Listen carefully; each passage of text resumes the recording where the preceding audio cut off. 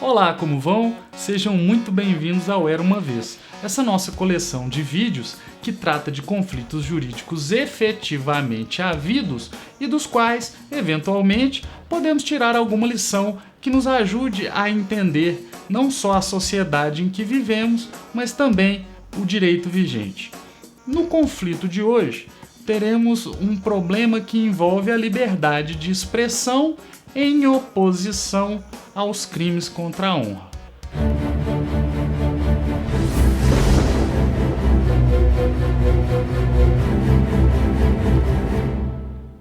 Era uma vez Marco Antônio Villa, historiador que nos últimos tempos tem realizado o trabalho de comentarista em rádios e programas de TV. Em 20 de setembro de 2015, ele fez o papel de comentarista no Jornal da TV Cultura e, nesta oportunidade, manifestou-se acerca das investigações que se davam em torno do presidente Lula. E em sua fala, segundo a compreensão do ex-presidente, configuraram-se os 3 crimes contra a honra, quais sejam calúnia, injúria e difamação. Para nós, agora o que interessa é entender por que é que a magistrada, ao julgar em face das provas e dos autos, entendeu que estes crimes não estavam configurados. Em outras palavras, o ex-presidente Lula, que propôs a queixa-crime buscando a condenação do historiador nesses 3 crimes contra a honra, pela prática desses 3 crimes, o ex-presidente saiu derrotado.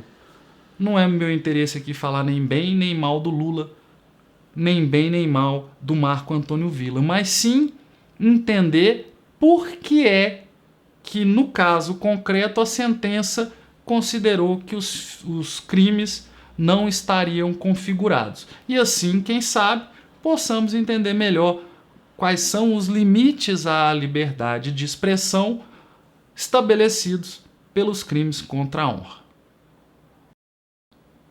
Iniciemos pela calúnia. Calúnia consiste em imputar a alguém a prática de um fato qualificado como crime. Não basta uma, vamos dizer, atribuição genérica de adjetivos, dizer que a pessoa ladrão, mafioso. Não, é necessário que seja descrita uma conduta que a lei entenda tratar-se de um crime. Essa descrição não precisa ser ultra detalhada, não precisa dizer exatamente em que circunstâncias e detalhes, mas precisa descrever a ocorrência de um fato. Não basta uma atribuição genérica de, vamos dizer assim, adjetivos ofensivos. Pois na sentença entendeu-se que a fala do jornalista não configurou essa descrição de fato que seja considerado crime. Então, por isso, inicialmente não haveria calúnia. O presidente Lula mente. Ele mente. Ele é o réu oculto do Mensalão e o chefe do Petrolão. Ele organizou todo o esquema de corrupção. Ele é o chefe da quadrilha. A difamação, por sua vez, vai ocorrer quando for imputada a alguém não um fato qualificado como crime, mas um fato que possa resultar em dano à imagem que se tem daquela pessoa, a percepção social de que ela goza, ou, como queiram, a honra objetiva. Na difamação, diversamente do que acontece na calúnia, você descreve um fato que não é crime, mas ainda assim há a necessidade de dizer qual foi a conduta praticada por quem esteja sendo difamado. No entendimento da sentença, não houve o detalhamento ou minimamente a descrição das condutas que seriam difamatórias.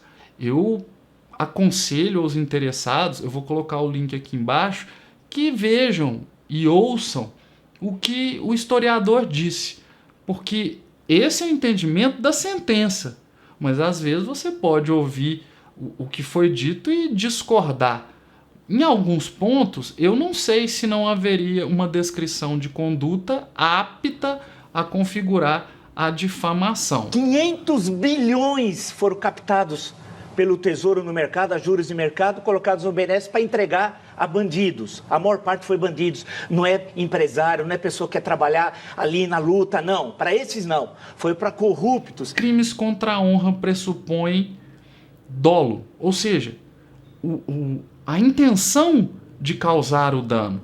E neste ponto, a sentença entendeu que a intenção era de dar informações jornalísticas e fazer a crítica pública, o que nos leva a um outro argumento da sentença relativamente comum e segundo o qual pessoas públicas podem ser criticadas de modo mais incisivo, especialmente em se tratando de políticos. Então, não houve calúnia e nem difamação, segundo a sentença, por não ter havido a descrição de conduta nem que configurasse crime e nem de conduta que fosse danosa à honra objetiva. Além do que, não haveria dolo, a intenção de causar dano.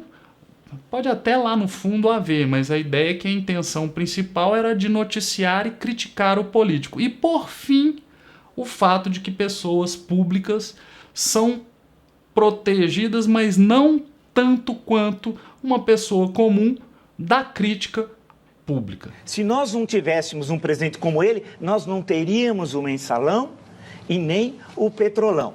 Por fim, a injúria. A injúria, em tese, seria um crime cujo bem atingido seria a honra subjetiva. É aquilo que a pessoa pensa de si, aquela autoestima. Então a injúria independe de dizer a alguém o fato que a pessoa estaria praticando.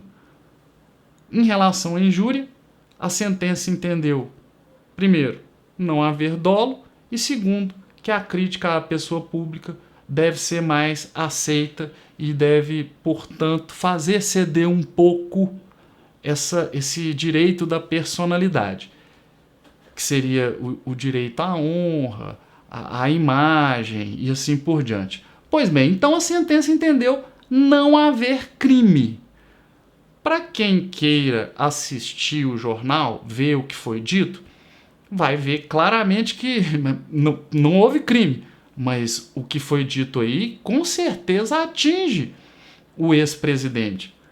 Pois bem, uma coisa é o ilícito penal, outra coisa é o ilícito civil. O que a sentença entendeu é que não há crime. Não foi praticado um crime contra a honra, mas pode o ex-presidente buscar pela via civil a indenização pelos danos sofridos. Nós já falamos sobre isso aqui no canal em outro vídeo. Uma coisa é o ilícito penal, outra coisa é o ilícito civil. Em se tratando de ilícito civil, você vai buscar a indenização, ressarcimento. E isso não foi resolvido.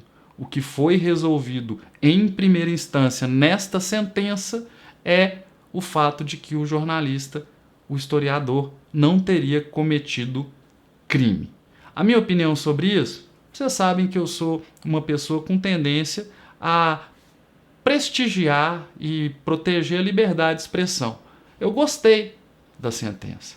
Eu acho que não é o ideal buscar punir quem tenha uma posição mais crítica por meio de instrumentos penais, instrumentos do direito criminal. Concordo com a sentença, acho que foi muito razoável e que bom que no Brasil nós estamos vendo sentenças com esse viés de maior proteção à liberdade de expressão. Nós já tivemos um outro caso aqui no canal envolvendo, na época, o Instituto Lula contra o Danilo Gentili. O Danilo Gentili saiu vitorioso em primeira instância e agora estamos vendo uma outra situação como essa. Não é o único caso, ou não são os únicos casos envolvendo o ex-presidente. Por sorte, a liberdade de expressão tem prevalecido nestas decisões a que temos tido acesso. Finalmente a justiça vai se debruçar sobre crimes cometidos por Luiz Inácio Lula da Silva. Quem está dizendo isso sou eu. Então é isso, pessoal. Eu agradeço a quem tem me acompanhado até aqui. Eu acho que cumprimos o objetivo de dar notícia do caso e de fomentar alguma reflexão acerca do conflito entre crimes contra a honra e liberdade de expressão. Então, mais uma vez, obrigado. Espero poder encontrá-los ou em sala de aula ou num próximo vídeo aqui no canal. Um abraço e até lá.